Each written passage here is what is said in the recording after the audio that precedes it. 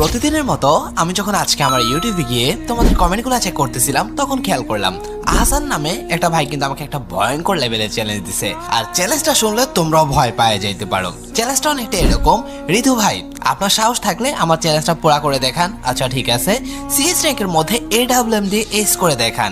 আমি জানি আপনি পারবেন না, যদি পারেন তাহলে মনে করবো আপনি প্রো প্লেয়ার, করে দেখান ঋতু ভাই প্লিজ, এরকম টাইপের কিছু একটা।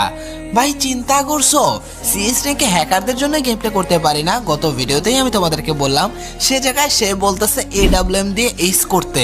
ভাই এটা তো এক প্রকার ইম্পসিবল, কেমনে করুম?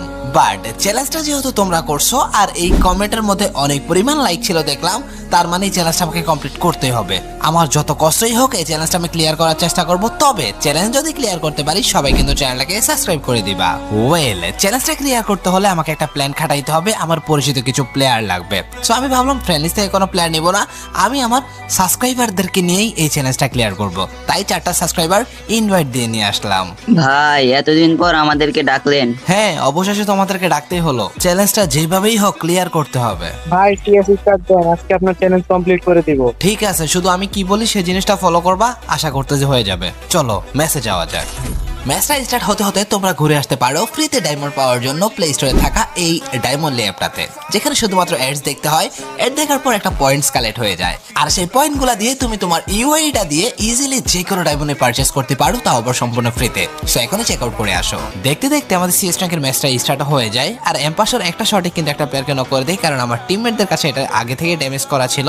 আর আমরা ম্যাচের দিকে কোনো রকম গুরুত্ব না দিয়ে আমরা আসলে স্নাইপারের চ্যালেঞ্জটার দিকে গুরুত্ব দিতেছি, কারণ এই চ্যালেঞ্জটা আসলে একটু বেশি কঠিন হতে পারে, কারণ এখানে অনেক পরিমাণ হ্যাকার পরে। এট লাস্ট আমি স্নাইপারটা কিনেও ফেলি, আর স্নাইপার দিয়ে আমি প্লেয়ারটার মারা ট্রাই করতেছিলাম, এবং এই প্লেয়ারটা কিন্তু আসলে হ্যাকার ছিল, তাই আমি আসলে বেশি একটা পিক দিতেছিলাম না। তোমরা খেয়াল করতেছিলে প্লেয়ারটা কই ছিল, আর সেকেন্ডের মাঝখানে আইসা টোটালি আমার এখানে এসবিডি দিয়ে হেডশট মারা দিছে। এই হ্যাকারের জন্য এই রাউন্ডে চ্যালেঞ্জ ক্লিয়ার করা টোটালি ইম্পসিবল ছিল। তারপর আমরা সিএস থেকে বের হয়ে আমরা আরো একটা সিএস স্টার্ট করে দেই, এরপর আমরা ম্যাচেও চলে আসি। স্নাইপার রাউন্ডগুলোতে আমি টিমমেটদের সাহায্যে পুরোপুরি স্নাইপার নিয়ে রেডি থাকি, বাট এইখানেও কিছু করতে পারি না, কারণ আবারও হ্যাকার ছিল। হ্যাকারের পুরোপুরি উল্টা পাল্টা মাইরা আমাদের ম্যাচটা নষ্ট করে দেয়।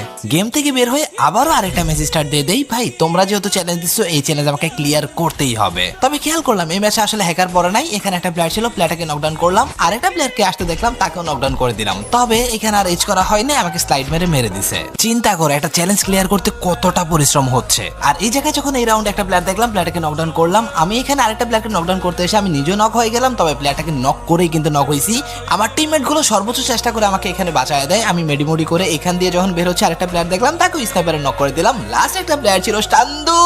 ও ভাই চ্যালেঞ্জ ক্লিয়ার করলাম।